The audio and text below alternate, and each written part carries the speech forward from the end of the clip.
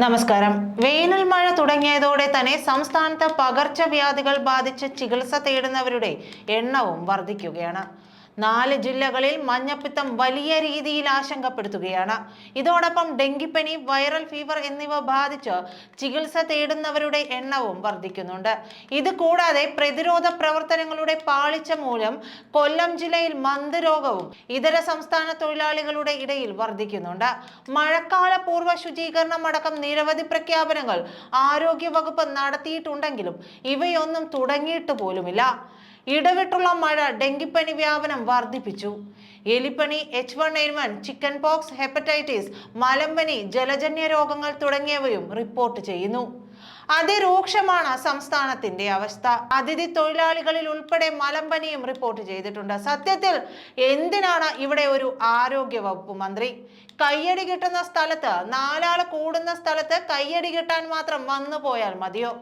അതിനുമപ്പുറം ഇത്തരം കാര്യങ്ങൾക്കായി നടപ്പാക്കേണ്ട കാര്യങ്ങൾ പൂർണ്ണമായി നടപ്പാക്കിയോ എന്നൊക്കെ അന്വേഷിക്കേണ്ടേ? മഞ്ഞപ്പിത്തവും ഡെങ്കിപ്പനിയും വൈറൽ ഫീവറും ഒക്കെ ഇക്കൊല്ലത്തെ മഴക്കാലം എവിടെ കൊണ്ടെത്തിക്കുമെന്ന് ആർക്കറിയാം? മഴക്കാലത്തിന് മുൻപ് ചെയ്തു തീർക്കേണ്ട പദ്ധതികൾ എല്ലാ വർഷവും ഉണ്ടാകുമല്ലോ. ഏതെങ്കിലും ഒന്ന് സമയബന്ധിതമായി പൂർത്തിയാക്കാൻ എന്തുകൊണ്ട് കഴിഞ്ഞില്ല? നിങ്ങൾ ഭരിക്കുന്നവർ മുട്ടുന്യായം പറയുന്നത് പോലെയല്ല ജനങ്ങളുടെ ആരോഗ്യ പ്രശ്നങ്ങൾ കൊണ്ട് അവർക്കുണ്ടാകുന്ന ബുദ്ധിമുട്ടുകൾ. മലപ്പുറം, എറണാകുളം, കോഴിക്കോട്, തൃശൂർ ജില്ലകളിലാണ് മഞ്ഞപ്പിത്തം അപകടകരമായ രീതിയിൽ പടരുന്നത്. മലിനമായ ജലസ്രോതസ്സുകളിലൂടെയാണ് മഞ്ഞപ്പിത്തം പകരുന്നത്.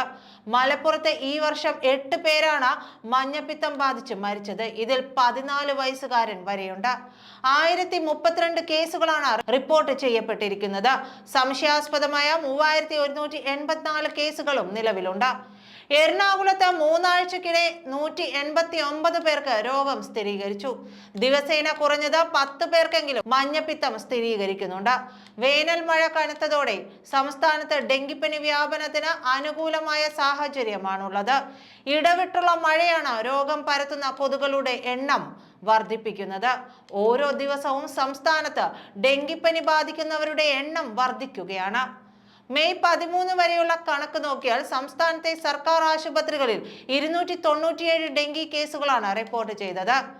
1046 പേർ ഡെങ്കി സംശയത്തിൽ ചികിത്സ തേടിയിട്ടുമുണ്ട്. ഈ വർഷം 4895 പേർക്കാണ് ഈ കാലയളവിൽ ഡെങ്കിപ്പനി ബാധിച്ചത്. 16 മരണവും റിപ്പോർട്ട് ചെയ്തു.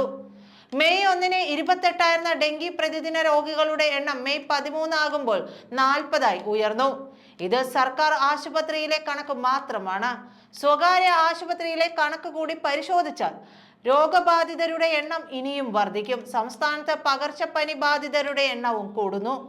10,000-ത്തിനടുത്താണ് ഇപ്പോൾ സംസ്ഥാനത്തെ സർക്കാർ ആശുപത്രികളിലെ OPകളിൽ പനിക്ക് ചികിത്സ തേടുന്നവരുടെ എണ്ണം. മെയ് 1 മുതൽ 13 വരെ 72,698 പേരാണ് വിവിധ OPകളിൽ ചികിത്സ തേടിയത്. ജനുവരി മുതലുള്ള കണക്ക് നോക്കിയാൽ അത് 8.5 ലക്ഷത്തോളം വരും. എലിപ്പനി ബാധിതരുടെ എണ്ണവും വർദ്ധിക്കുകയാണ്. മെയ് മാസത്തിൽ മാത്രം 64 പേർക്ക് എലിപ്പനി സ്ഥിരീകരിച്ചു. മുൻ സർക്കാർ ഭരിച്ചിരുന്ന ചരിത്രമൊക്കെ പറഞ്ഞ് ഇതിൽ നിന്നും ഊരിപ്പോരേണ്ട സമയവും കാലഘട്ടവും കഴിഞ്ഞു. ഇപ്പോൾ തിരഞ്ഞെടുക്കപ്പെട്ടവർ എന്തു ചെയ്തു എന്നാണ് ജനം നോക്കുന്നത്. സർക്കാർ ആശുപത്രികളിൽ ആവശ്യത്തിന് മരുന്നില്ലാത്ത അവസ്ഥ വരെ ഉണ്ടാകുന്നുണ്ട്. ഇത്രമേൽ പനി ഉൾപ്പെടെ സാംക്രമിക രോഗങ്ങൾ പകരുമ്പോൾ മണിമാളികകളിൽ ഇരുന്ന് രസിക്കുകയാണ് മന്ത്രിമാരെങ്കിൽ അങ്ങനെയുള്ള മന്ത്രിമാരെ ജനങ്ങൾക്ക് ആവശ്യം തന്നെയില്ല. പ്രത്യേകിച്ച് ഒരു ആരോഗ്യ മന്ത്രിയെ. ആരോഗ്യമന്ത്രിക്കെതിരെ ഇതിനു മുൻപും ആരോപണങ്ങൾ ഉയർന്നിട്ടുണ്ട്. എന്നാൽ പിണറായിയുടെയും റിയാസിന്റെയും വലം കൈയായതുകൊണ്ട് അതിൽ നിന്നെല്ലാം സംരക്ഷിച്ചു. തന്റെ വകുപ്പിൽ കൃത്യമായ ഇടപെടൽ നടത്താൻ കഴിയുന്നില്ലെങ്കിൽ വീണ ജോർജ് ആ വകുപ്പ് രാജിവെക്കുന്നതാണ് നല്ലത്. എന്തിനാണ് പിണറായി ഇത്തരം ഒരു മന്ത്രിയെ ചുമക്കുന്നത്? നന്ദി.